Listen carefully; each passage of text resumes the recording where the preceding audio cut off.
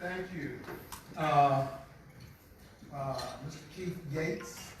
We'll start with the make sure I don't forget some people here, get them active. Grandmaster Jerry Piddleton. Where is he? He'll be back. He'll be back? And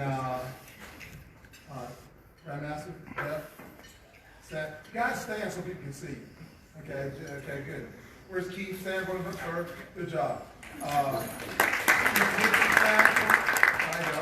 And then again, we have our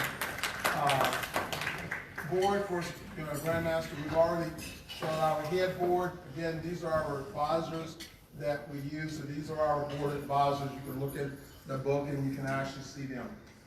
So everybody up here, and also one of our new advisors that we are bringing in is Grandmaster Carlos Silva from Brazil. So raise your hand. All right, stand good. So we're bringing in that international connection of work of ease. So I just wanted to make sure we recognize those people. Wanted to recognize Paul Orteno and his wife Daisy.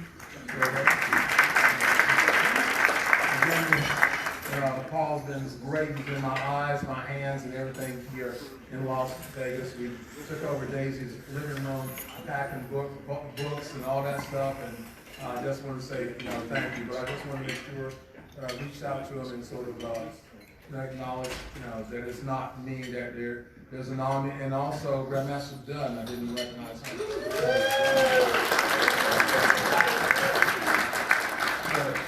Okay, so like no minutes, so when I'm trying to think here, but last moment I want to do this.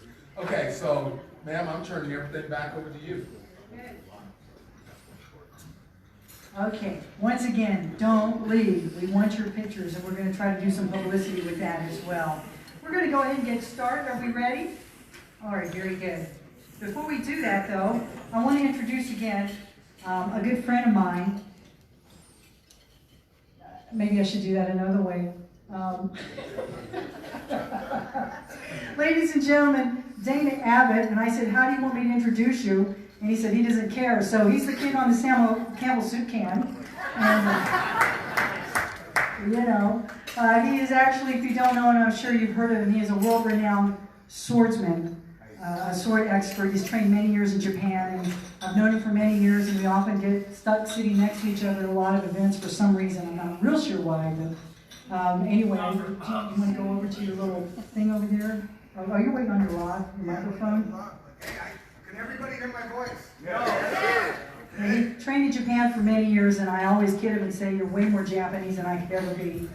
I don't know how that happened. But anyway, he is going to be doing a technique, if you want to look this way, ladies and gentlemen. And I'm going to give it over to Dana for the next few minutes.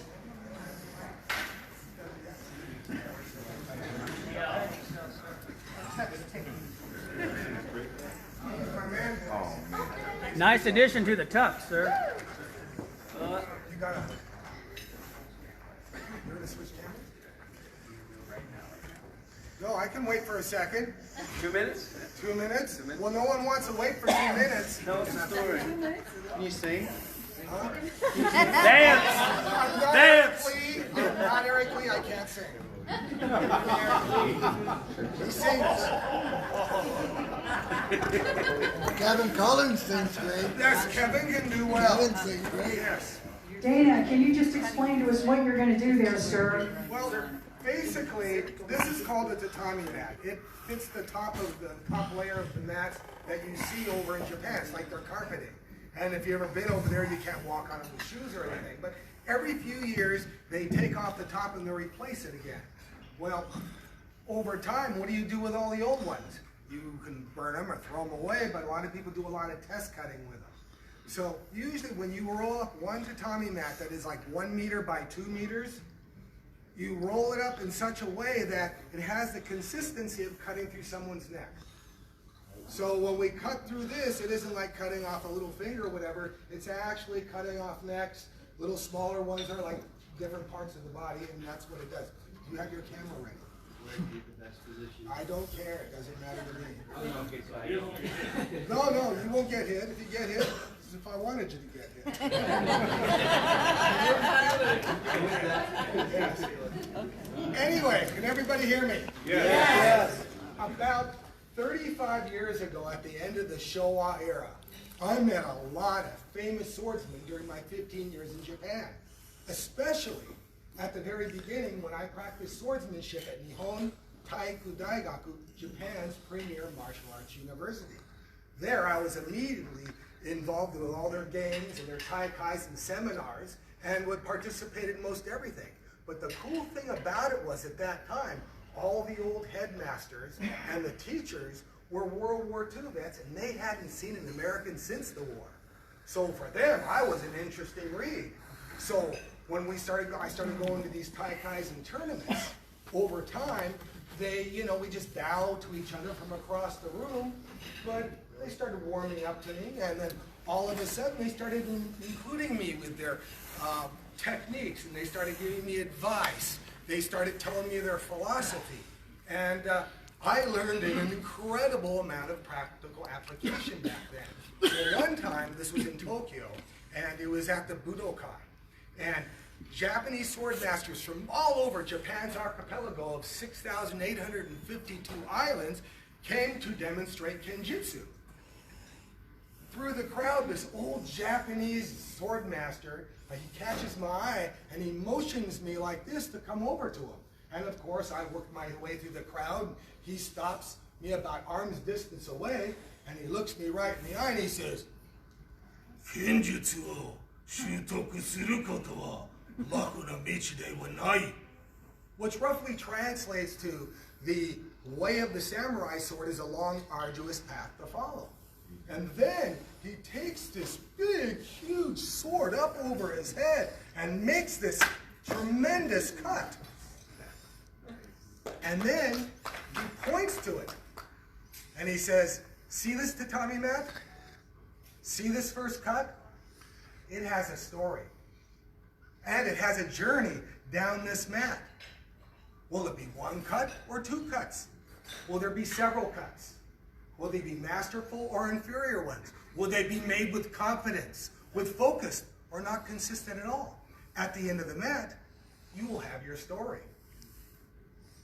And then he sits back and he points to me and he says, "You're an awful lot like this tatami mat. You have a story and a journey, a path in life. A matter of fact, everyone has a story and a journey in which they'll eventually become experts at."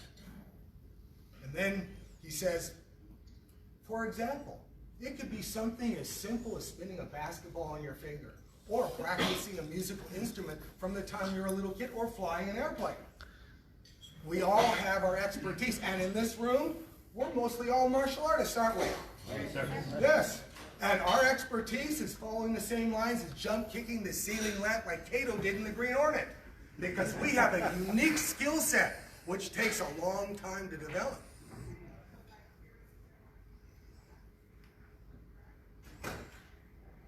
Then,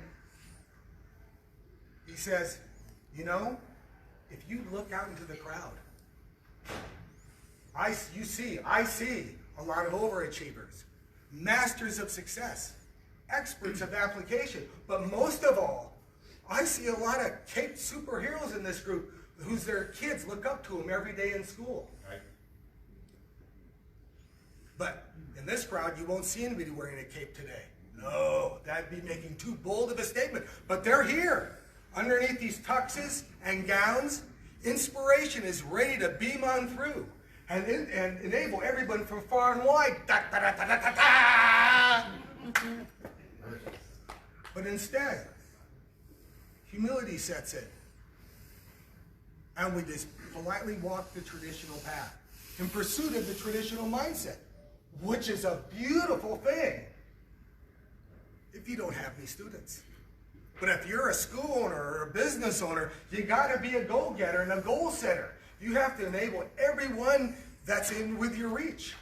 There is a fine line between the pride of success and the humility, or the tradition of humility.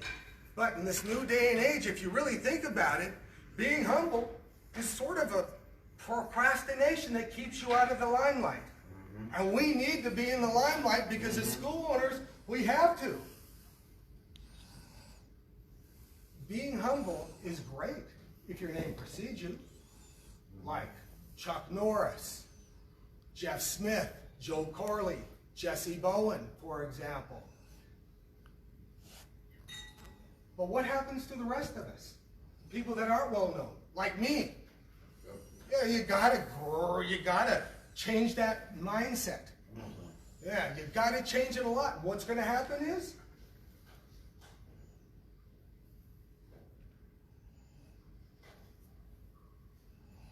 you will change it in such a way that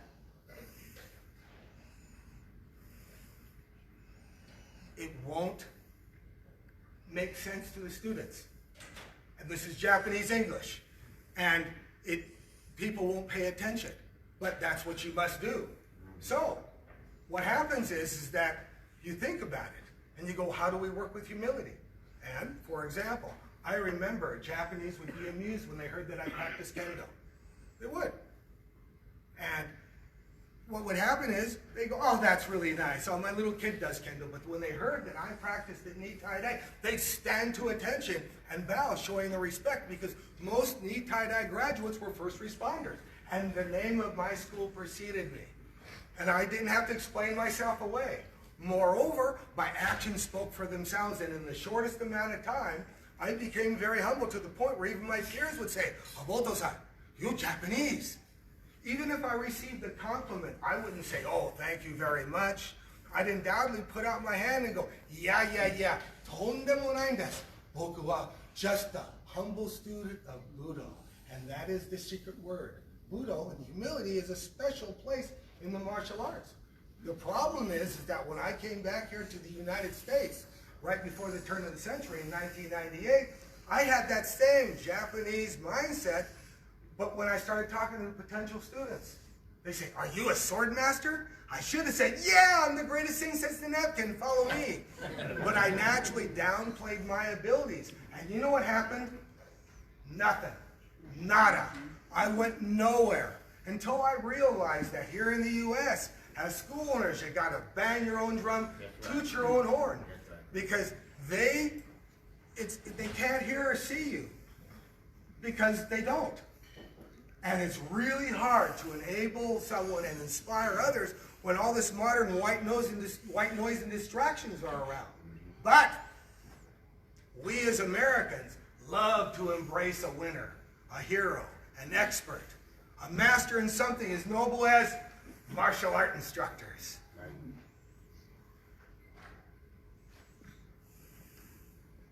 We martial art instructors are educators of focus and discipline. I want you to remember that, focus and discipline. But in this new day and age, I challenge you to make a slight change in your curriculum. Take out just a tad, just a little bit of old school, and in its place, put it just a smidgen of this new world or new age or new school pizzazz, and brighten your story. Instead of being aloof and stoic all the time, which is great, instead, have the people around you be part of your story. Instead of talking about your journey, have them experience it with you.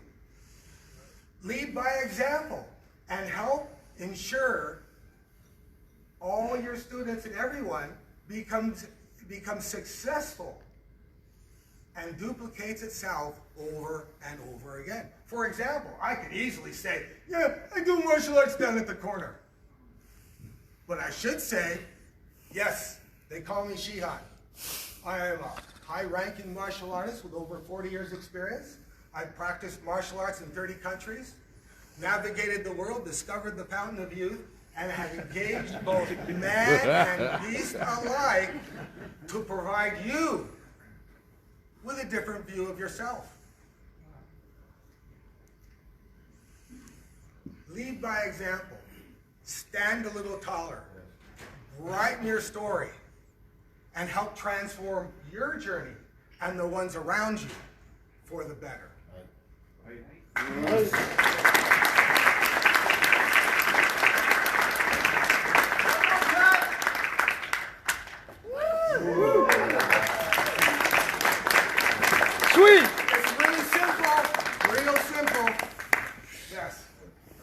And I'm basically done unless you want me to go on for another 20 minutes. If I can.